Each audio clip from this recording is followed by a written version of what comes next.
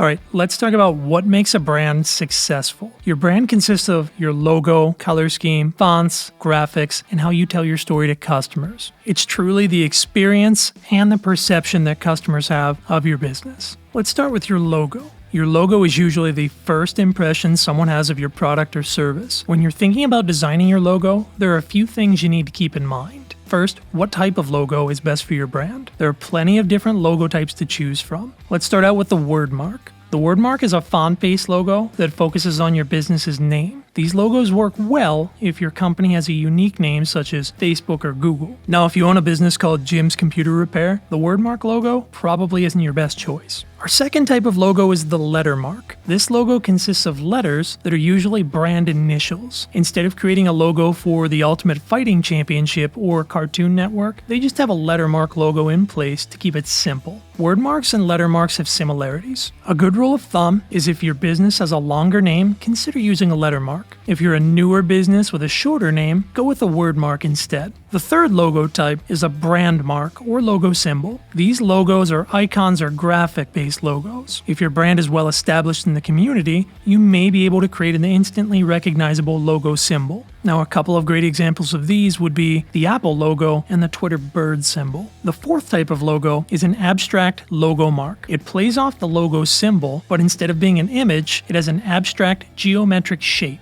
These logos are great if you're trying to create a logo that's unique to your business. Using colors and typography, you can stand out with your logo. Mascots are the fifth type. These logos often involve illustrated characters that are colorful, fun, and great brand spokespeople. Sports teams usually have logos created with their mascot characters as a way to appeal to a wide audience and to get them involved. The emblem logo consists of font inside a symbol or an icon. Typically, emblem logos are badges, seals, or crests. An emblem logo typically has a traditional, sophisticated appearance, which is often the go-to choice for schools and government agencies. The last logo type is the combination mark. This is a combination of a word mark or letter mark and a logo symbol, abstract mark, or mascot. The picture and text can be either side by side, stacked, or integrated. Now that we've talked about the different types of logos, let's look at what makes your logo great. Number 1, keep it simple. Simple logos focus on highlighting what's important about your product or service. Consumers only focus on your logo for a limited amount of time. The simpler your logo is, the more impactful and successful it will be for your brand.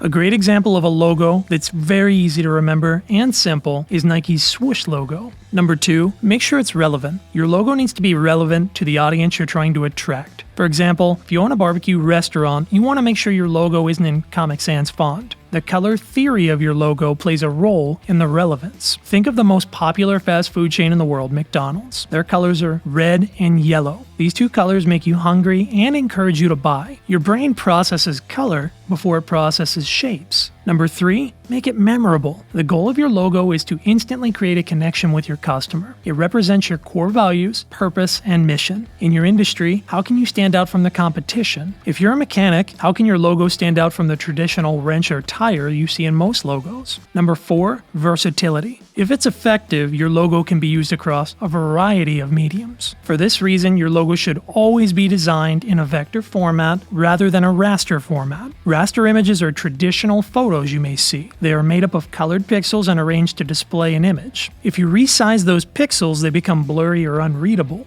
A vector format is made up of points and lines to create paths. For that reason, you can scale them up or down and not lose quality. Your logo will be all over the place on t-shirts, flyers, graphics, and business cards. You want to make sure that you can size it differently. Number 5, the thing that makes your logo truly great is timelessness. It's really easy to see the latest trend and to want to make adjustments to your logo, but keeping it consistent builds trust with your customers. Coca-Cola has used the same red and white logo with that iconic script font for over 100 years. Your logo is just the first part of your brand development. Deciding on which type of logo is best for you and your business can be a daunting task, but it's vital for your business's success. Once you've decided which logo type is best, keep in mind the 5 things you need to remember and take it from average to great. Alright, time to move on to the next sections, which are color scheme and fonts. Let's go.